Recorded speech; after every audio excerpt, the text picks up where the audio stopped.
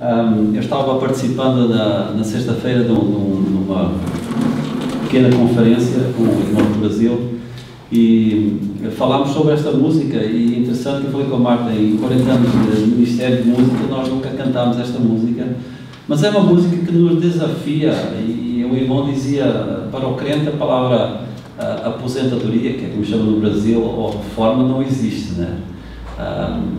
E eu até mencionei aquela letra do fado da Amália Rodrigues, cantarei até que a voz me doa, né? E este canto fala sobre isso.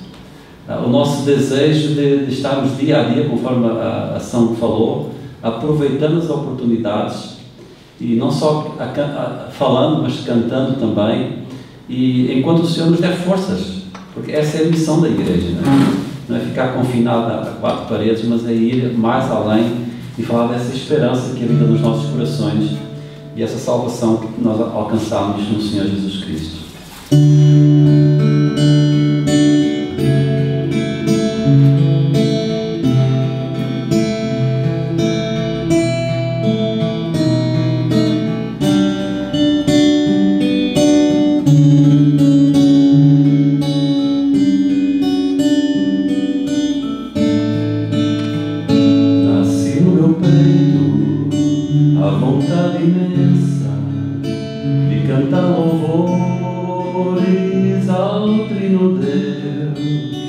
Exaltar o nome do meu Pai eterno, que do grande inferno já me resgatou.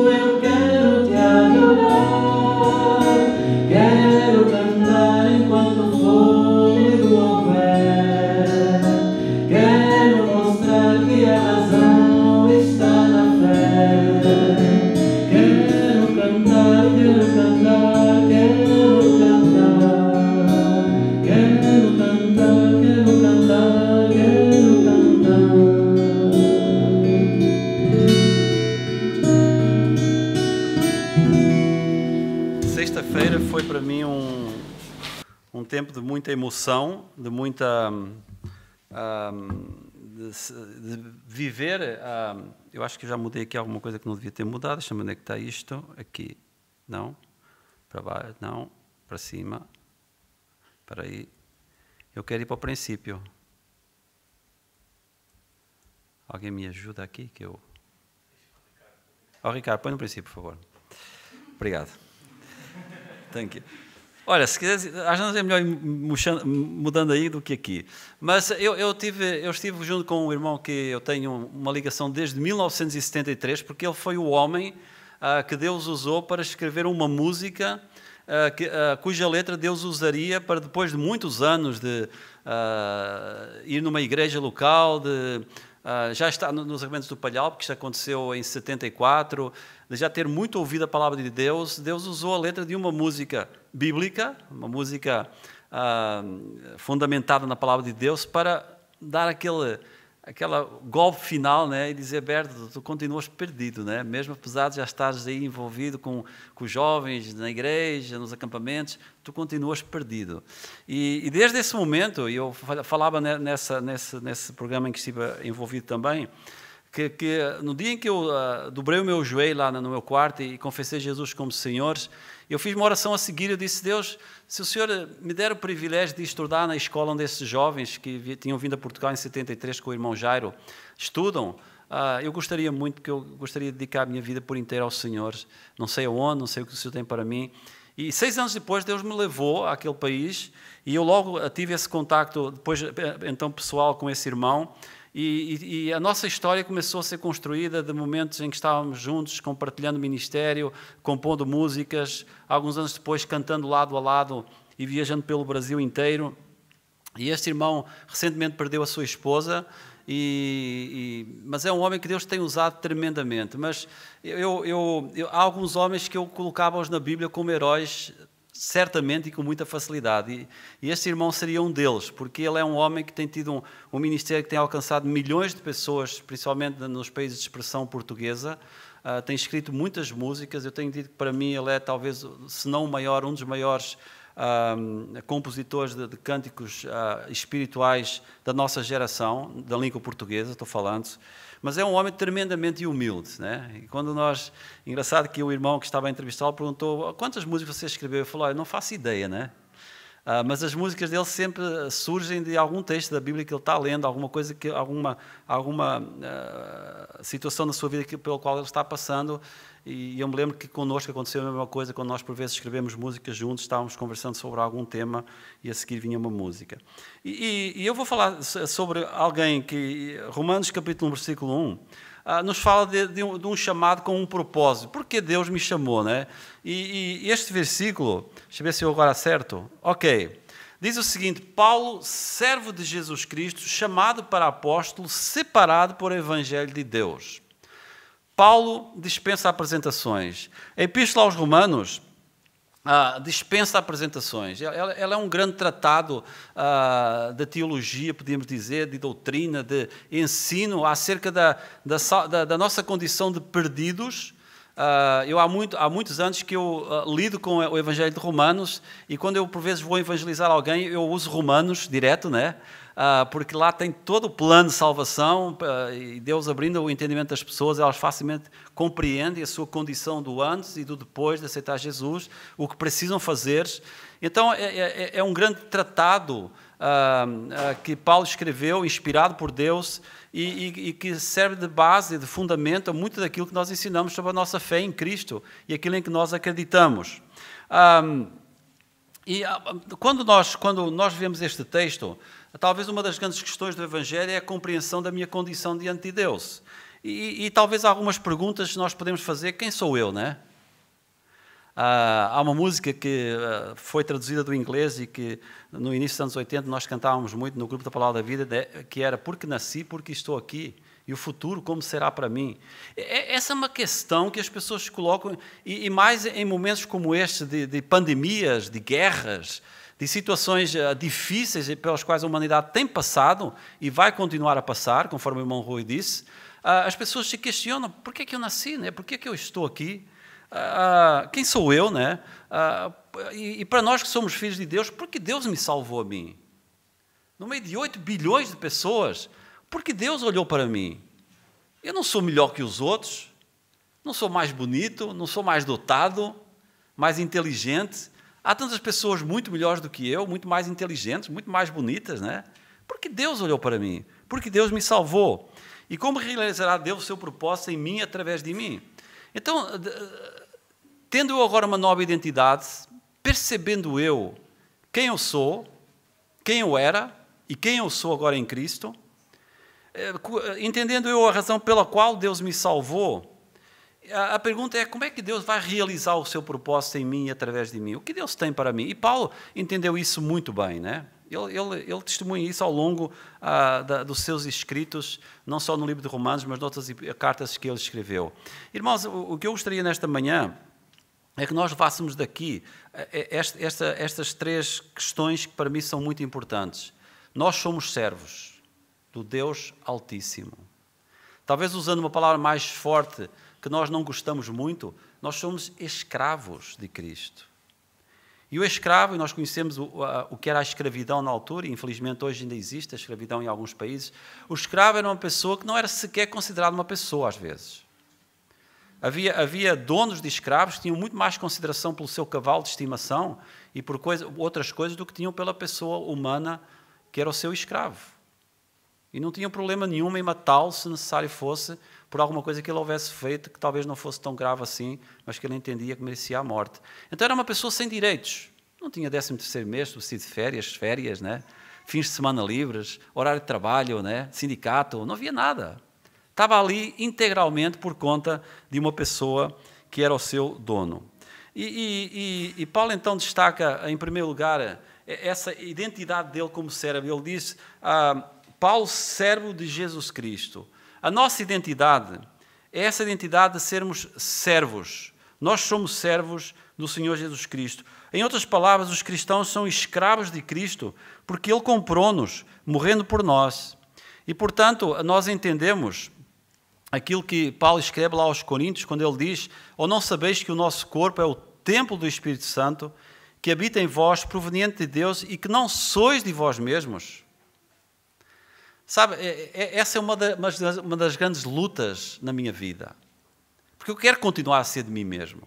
Eu quero continuar a ter o controle sobre a minha vida, sobre as coisas que eu faço, sobre as decisões que eu tomo, né? E um dos grandes conflitos que muitas vezes se geram em mim é eu reconhecer à força que eu não tenho o controle sobre essas coisas. Que Deus tem o controle sobre todas as coisas. Mas quando nós entendemos que nós somos servos de um Deus que tem o controle absoluto sobre tudo aquilo que nos acontece e que nada acontece que Ele não permita, então nós vamos também aprender a descansar em momentos em que por vezes nós estamos em conflito. Eu ontem falei para a Marta, e hoje vínhamos compartilhando isso de manhã, e ela sempre puxando a minha orelha, né, e pegando na palavra, e eu às vezes tentando dar a volta, né, com argumentos. Eu já falei para os irmãos, né, eu facilmente me torno uma pessoa ansiosa porque quando sinto que às vezes que estou ou perdendo o controle de alguma coisa, ou antevejo alguma coisa que não vai acontecer, mas que eu acho que vai, eu facilmente, a paz, né, que a palavra de Deus diz que excede todo o entendimento, desaparece do meu coração. Por quê? Porque eu não confio. Porque eu não creio plenamente que, como servo de Deus, o meu dono, o que toma as decisões, o que faz o planeamento, o que me conduz, é Deus. E que eu devo me submeter à sua vontade. Por isso eu falava hoje de manhã com a Marta, e nós lembrávamos isto. Paulo demonstrava alegria estando preso. Porque ele reconhecia que era um privilégio sofrer por Cristo, por amor a Cristo, como servo de Cristo. E que essa obediência ao Senhor o levava a situações muito complicadas e às vezes muito injustas. Ele nunca foi preso por ser um ladrão, um assassino, né? Alguém que vigarizou o governo, não. Ele era preso por anunciar as boas novas do Evangelho. Ele estava levando ao mundo a melhor mensagem que o mundo precisava ouvir e foi preso, foi perseguido, até pelos próprios irmãos, até pela própria igreja. E depois este texto continua dizendo, porque foste comprados por bom preço, glorificai, pois, a Deus no vosso corpo e no vosso espírito, os quais pertencem a Deus. Mais na frente, em Gálatas, no capítulo 2, versículo 20, ele dizia, já estou crucificado com Cristo e não vivo mais eu, mas Cristo vive em mim. E a vida que agora vivo na carne, vivo-a na fé do Filho de Deus, o qual me amou e se entregou a si mesmo por mim. Irmãos, por outras palavras, não mais eu, mas Cristo em mim. Foi o que Paulo queria dizer ao iniciar esta carta, dizendo: Paulo, servo de Jesus Cristo. Ele dizia, por outras palavras, o velho Paulo morreu. Agora é Cristo que vive em mim. Já estou crucificado com Cristo. Ou seja, por outras palavras, eu já fui à cruz, né? Eu já morri, eu já fui sepultado, né? Que é uma das coisas que o batismo também simboliza, um descer às águas e nos virmos à vida com Cristo, né? Nova comunhão, nova filiação, né? É um testemunho público da nossa fé em Cristo. E Paulo dizia isso: olha, eu não é porque eu fui lá, fisicamente falando, mas eu estou crucificado com Cristo, eu morri, eu ressuscitei para uma nova vida e agora eu sou uma nova pessoa. Eu sou uma pessoa salva. Mas porque Cristo fez isso por mim, a única coisa que eu posso fazer é me submeter a Ele como servo, como escravo, dizendo: Senhor, eis-me aqui, né? Usa-me. Irmãos, nós como servos somos propriedade de Deus, por isso devemos ser totalmente submissos a Ele. E a questão é, irmãos, nós já vivemos essa experiência diária de tudo aquilo que fazemos, tudo aquilo que nós somos, todas as decisões que nós tomamos, nós pensarmos que nós estamos agindo não mais em nosso nome, não mais pensando naquilo que é bom ou menos bom para nós, mas em nome de Cristo, para a glória de Cristo, para que Cristo se torne conhecido na vida daqueles que ainda não o conhecem e para que a nossa vida sirva de testemunho acerca daquilo que é ser um servo de Cristo. Nós, como igreja, levamos muitos títulos, né? Igreja evangélica, igreja protestante, cristãos. Mas talvez o título que nos cabe melhor é servos de Cristo. Porque o servo é alguém que está debaixo de autoridade, comando. E é isso que nós somos. Ou isso que nós deveríamos ser dia após dia. Mas ele continua dizendo, chamados com um propósito, ele diz chamado para apóstolo. No caso, o chamado de Paulo foi para apóstolo. Alguém que estaria anunciando pela primeira vez, em muitos lugares, as boas novas do Evangelho. Irmãos, Paulo poderia ter dentro desta ideia colocado a questão de onde é que eu fui chamado. Talvez alguém que tivesse ouvido estas palavras pela primeira vez dizia: mas Paulo foi chamado de onde? Né? Servo de Jesus Cristo.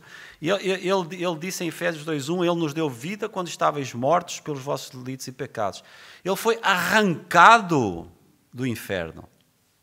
Ele foi arrancado da condenação. Ele foi arrancado da velha natureza que o dominava por completo e que o levou a ser um homem que perseguiu a igreja do Senhor, que assistiu à prisão, talvez à morte, pelo menos de Estevão, né? De servos do Senhor. Paulo se conhecia o seu passado e ele não tinha dúvidas alguma que tinha sido Deus, né? Aliás, ele fala sobre isso também num dos seus escritos. E, irmãos, eu costumo dizer, e nós não temos noção, nós vemos as coisas acontecendo à nossa volta e nós dizemos: olha, que tragédia, né? Que horror. Quando nós vemos as misérias que acontecem noutros países, milhares de crianças morrendo de fome todos os dias, guerras, medo, as pessoas mesmo na nossa sociedade aqui em Portugal com receio do amanhã, como é que vai ser, o que é que vai acontecer. Esse é o mundo em que nós vivemos, onde a natureza, como o irmão Rui disse, está se deteriorando diante dos nossos olhos. E nós estávamos no meio de tudo isto, e Deus, na sua misericórdia, veio e nos alcançou.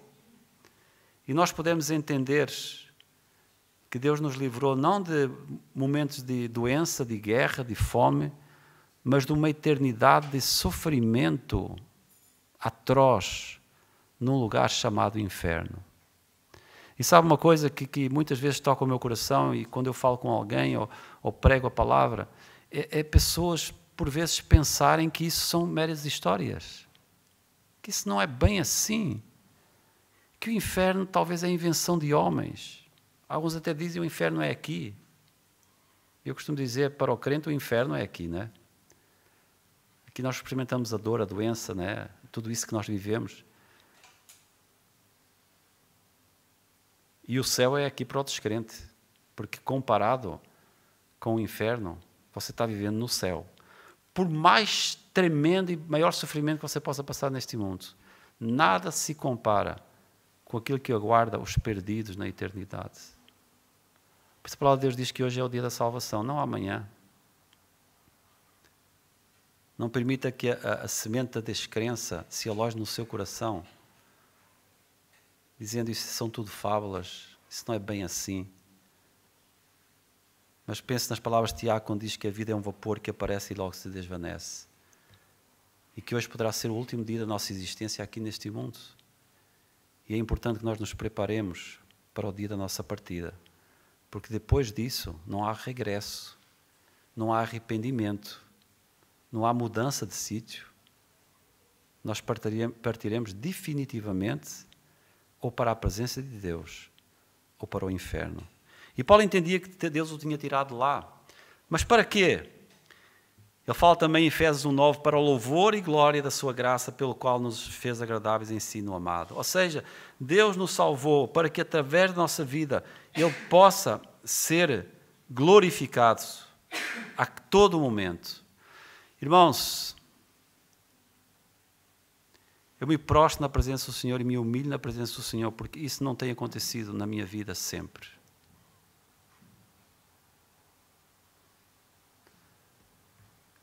E às vezes Deus precisa mexer com a nossa vida, né? Às vezes Deus precisa nos confrontar.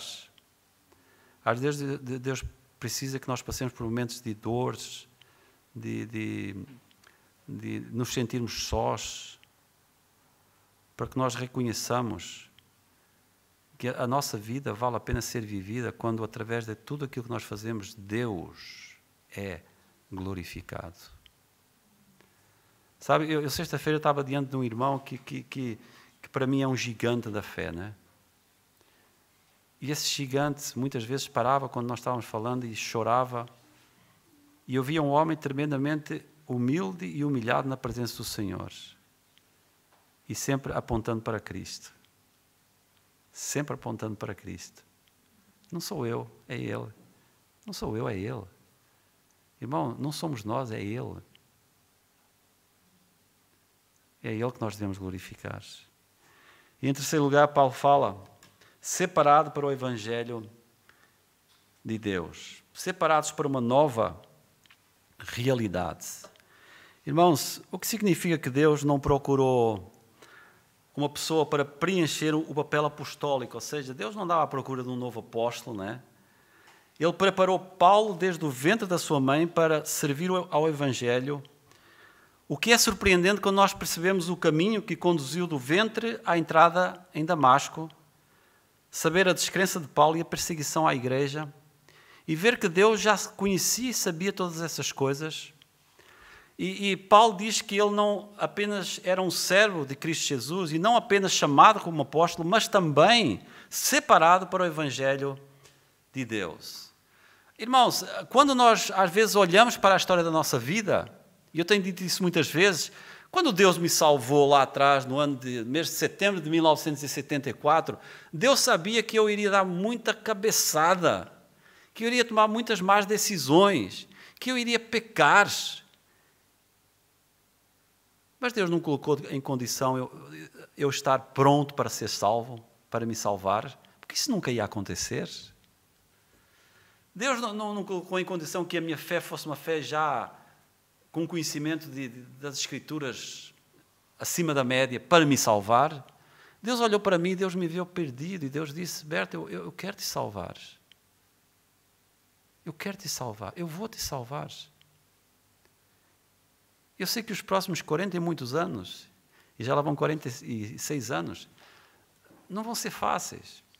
Eu sei que muitas vezes tu vais entristecer o meu espírito. Eu sei que muitas vezes tu vais ser teimoso. Vais até desonrar o meu nome, por palavras ou por atitudes. Mas eu quero te salvar e eu vou te salvar hoje. Com Paulo aconteceu a mesma coisa.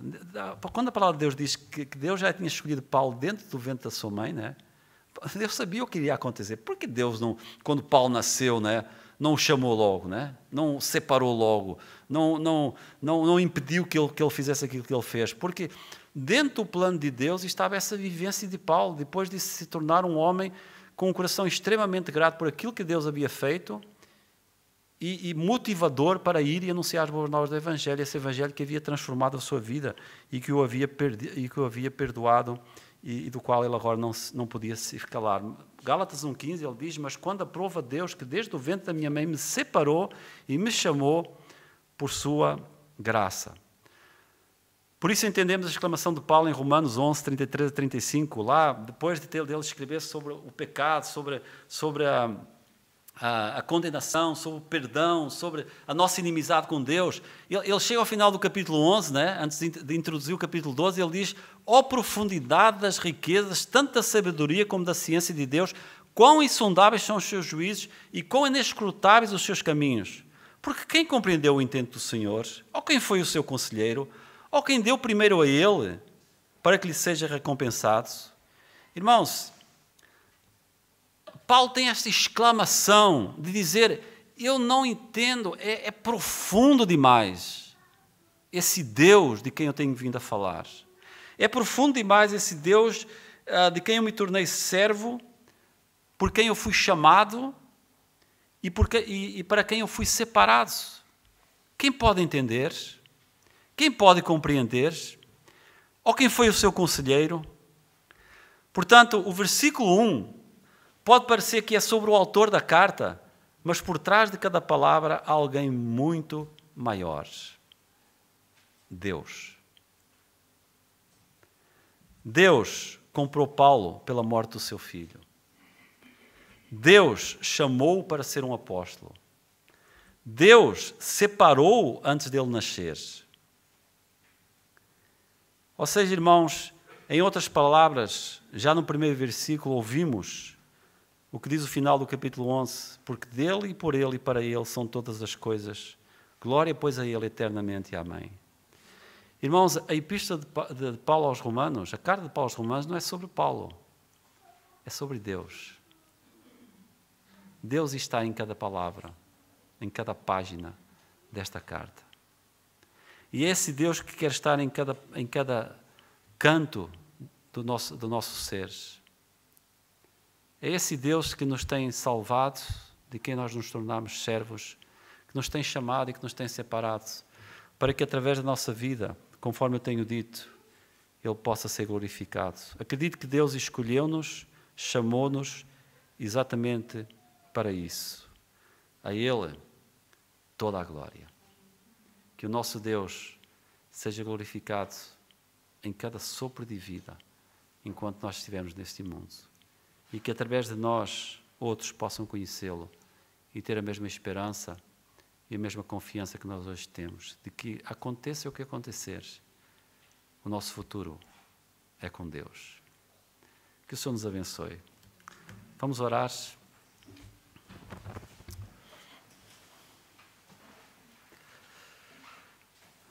Pai, nós somos gratos porque a nós nos foi dado o privilégio de Te conhecer como Senhor das nossas vidas.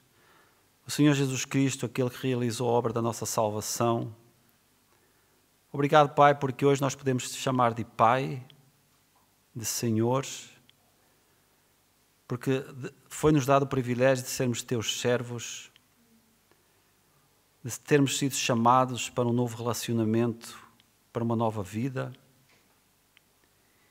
E de, Senhor, podermos entender que o propósito que o Senhor confia a cada um de nós é que através de nós, daquilo que dizemos, daquilo que fazemos, Cristo possa ser conhecido, a salvação em Cristo possa ser conhecida. Ó Pai, nós mais uma vez nos entregamos nas Tuas mãos. Tem misericórdia de nós, Senhor, ajuda-nos.